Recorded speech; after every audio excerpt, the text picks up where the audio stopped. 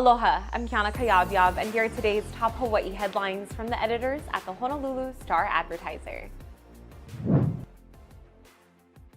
The University of Hawaii Board of Regents has approved an updated plan for the stewardship of Mauna Kea. Officials on Thursday approved the revised Mauna Kea Master Plan that will guide oversight of the mountain for the next 20 years. It includes accommodations for the construction of the $2.65 billion 30-meter telescope. Officials say the document aims to increase Native Hawaiian and community involvement in future planning at the site. It also seeks to limit development and reduce impacts to Mauna Kea's cultural and natural landscape. Under the plan, a maximum of 9 observatories will stand on Hawaii's tallest mountain when UH's lease of the Mauna Kea Science Reserve expires in 2033.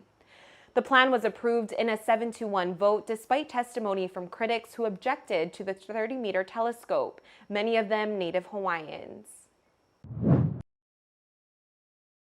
A report from the State Department of Education released Thursday shows Hawaii is struggling to keep qualified and effective public school teachers on the job. In the 2020 to 2021 school year, only 51% of Hawaii teachers were still employed after 5 years of work. That figure is down from a 52% baseline set by the department's strategic plan in the 2016 to 2017 school year. The goal had been to reach 60% by 2020. The president of the Hawaii State Teachers Association, Osa Tui Jr., said pay is a large part of the problem. To solve the shortfall, incentives are being paid to teachers in areas lacking adequate staff. Educators working in special education, Hawaiian language immersion, and hard-to-staff geographical locations are receiving enhanced pay. So far, the Department of Education has spent $34.5 million in the initiative. That figure could rise to $37 million if all positions are filled. The recent Omicron surge has caused a sharp increase in student absences at Hawaii's public schools. Many schools are reporting absentee rates 2 to 4 times higher than pre-pandemic levels, according to an accounting from the State Department of Education. The figures were part of a COVID-19 report presented to the State Board of Education by Interim Schools Superintendent Keith Hayashi on Thursday. Hayashi said the department continues to prioritize in-person learning despite the large number of student, teacher, and staff absences. Some are questioning the strategy.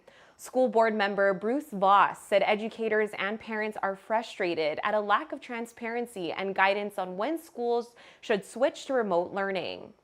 There were 3,369 coronavirus cases reported among students, teachers, and staff statewide between December 10 and January 9. The State Department of Health today reported 2 new coronavirus-related deaths and 4,473 new infections statewide.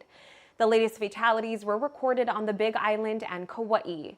Hawaii has seen 195,151 infections and 1,137 COVID-related deaths since the start of the pandemic.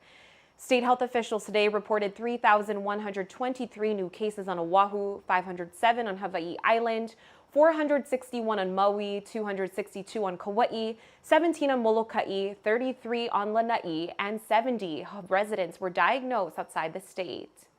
There are 58,521 cases in Hawaii that are considered to be active. 813 new active cases were reported today. Of all the confirmed infections in Hawaii, 5,494 have required hospitalizations. 37 new hospitalizations were reported today. A civil lawsuit continues against the city of Honolulu and 3 police officers who shot and killed a 16-year-old boy following an alleged crime spree. An Oahu Circuit Court judge today denied a motion to disqualify a deputy city corporation counsel from defending both the officers and the city. Counsel is defending against accusations of negligence and wrongful death in the shooting of I Remember Cycap. Cycap was shot and killed by police in April after ignoring orders to surrender during high-speed pursuit. Police said the car Cycap was driving had been reported stolen and was connected to an armed robbery, a purse snatching, and a theft. Attorneys representing Cycap's family sought to remove the City Corporation Council, citing a federal magistrate ruling in a separate wrongful death case. Honolulu Mayor Rick Blangiardi approved Corporation Council to defend both officers and the city in the Cycap case. For more on these stories and all the latest headlines, subscribe to the Honolulu Star-Advertiser. Visit Hawaii's top source for breaking news online at staradvertiser.com and download the Star-Advertiser mobile app. Mahalo, have a great weekend, and we'll see you back here on Monday.